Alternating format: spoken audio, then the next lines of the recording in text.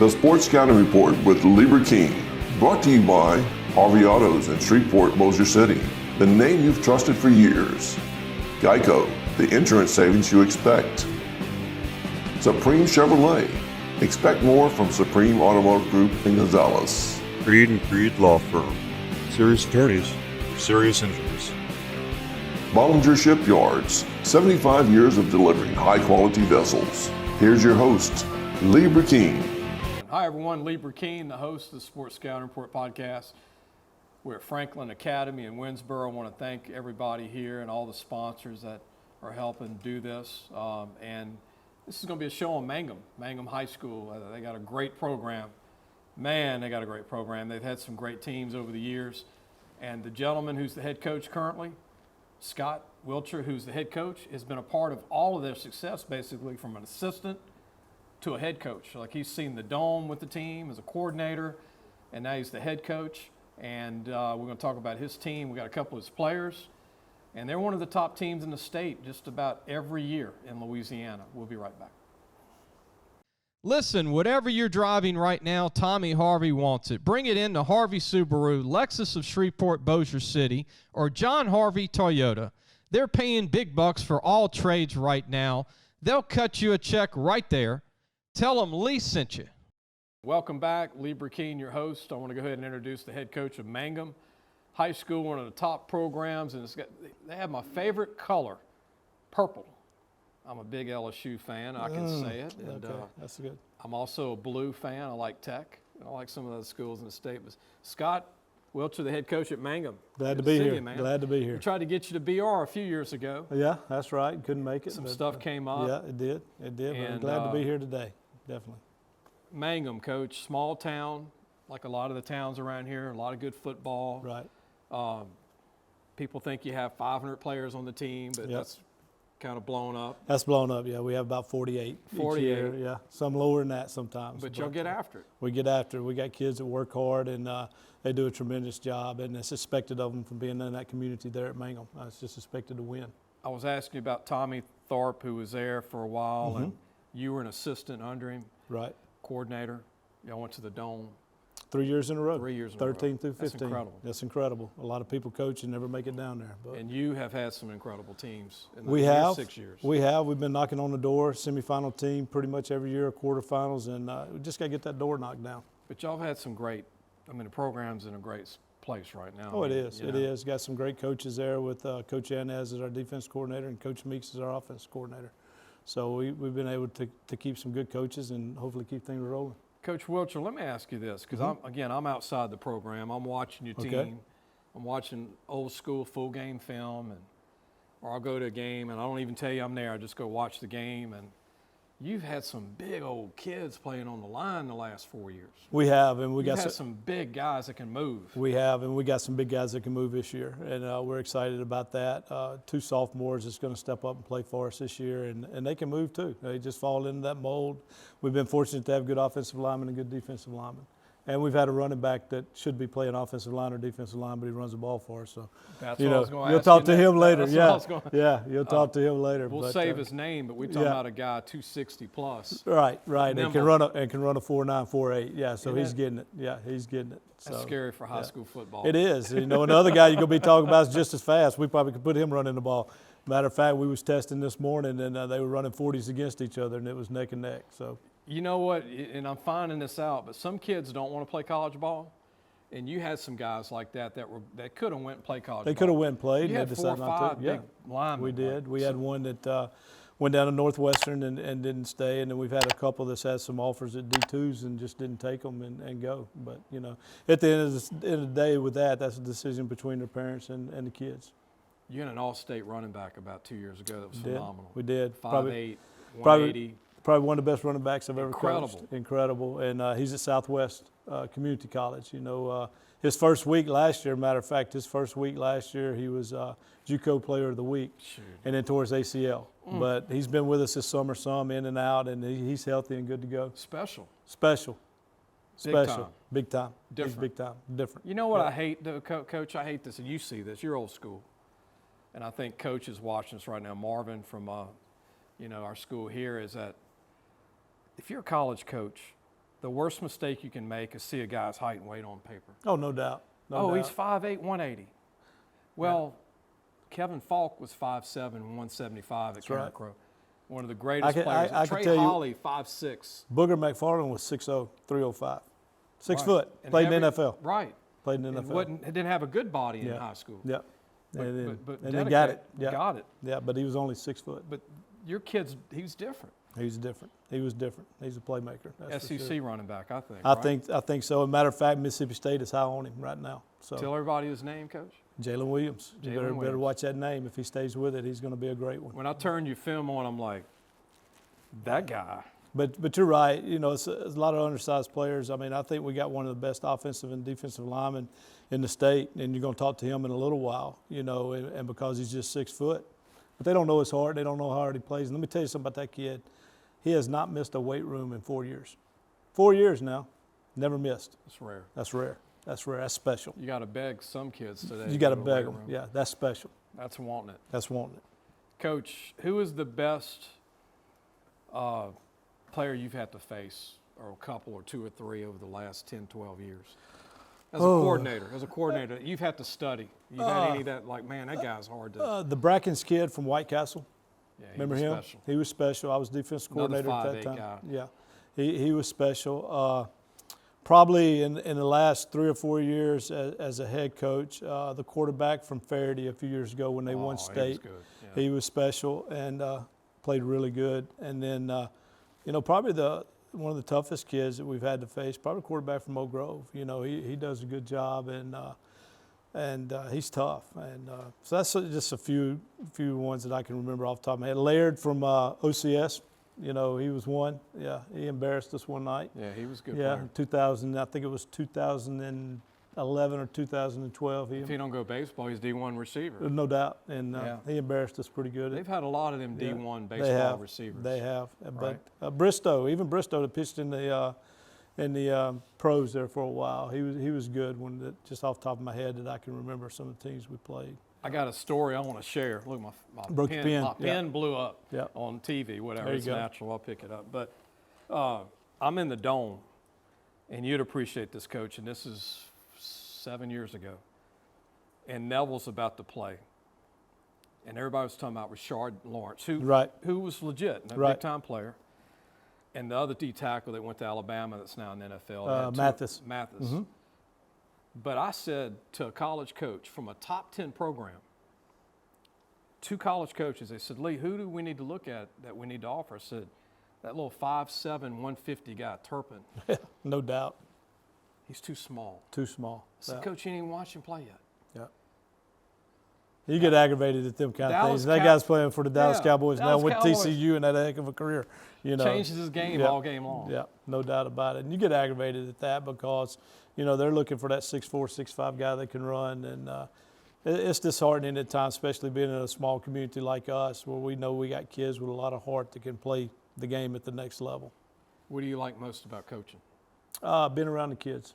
Being around the kids and being around my coaches. I mean, you know, I'm going into my 30th year overall, and just the friends you make throughout with your coaches and the ability to help kids along the way. But I really love being in that locker room, man. That locker room's so much fun with our kids, and I really enjoy that. And that's one thing I'm going to miss whenever I get out of this profession, which is no time soon. But I grew up in a small town, so guess where I lean? yeah, I lean right. to small town communities. And our community's great. You know, I mean, that'd be another thing I miss because they just give us what they can, and it's a lot more than what they probably can, but they do for these kids and our football program, and also all of our programs at Mangham are taken care of that way. It's a unique situation.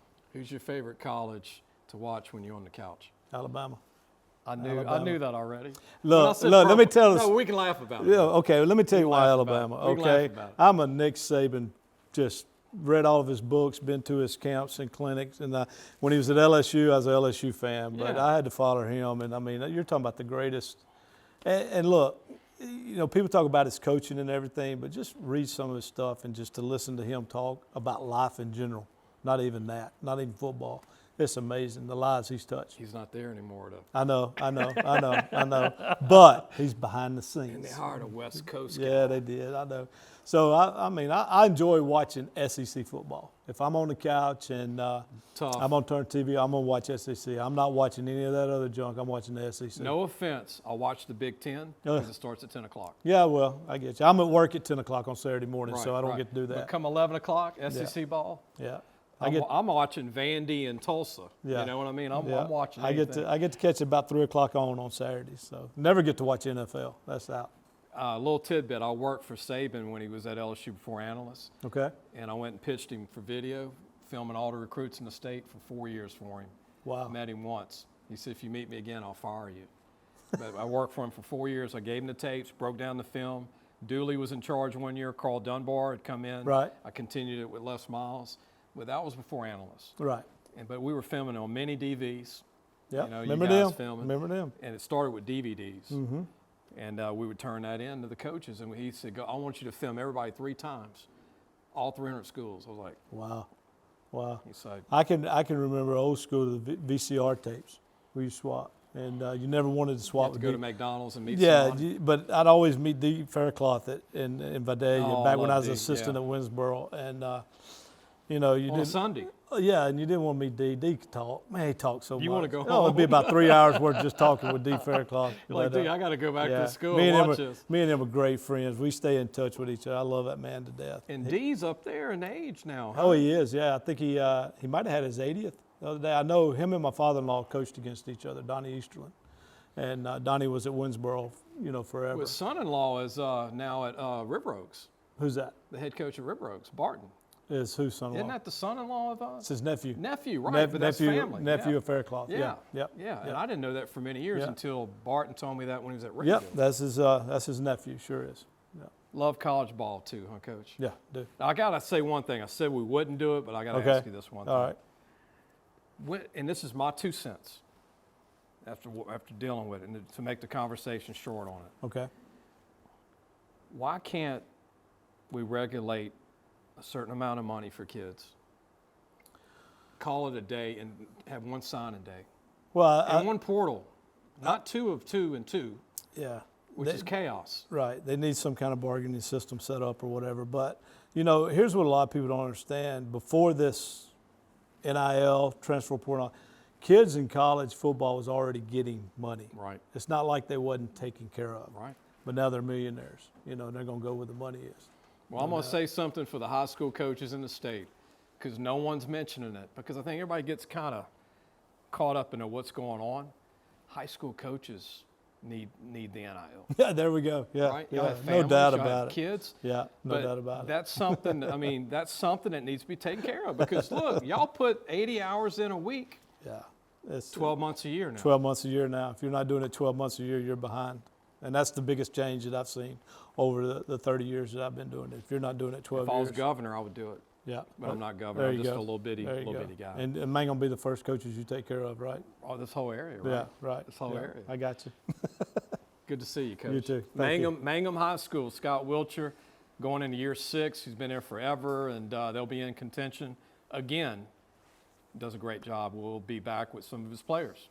Supreme Chevrolet. Expect more from Supreme Automotive Group in Gonzales. Welcome back. You heard the head coach of Mangham. Scott Wilcher does a phenomenal job every year. One of the best programs in the state.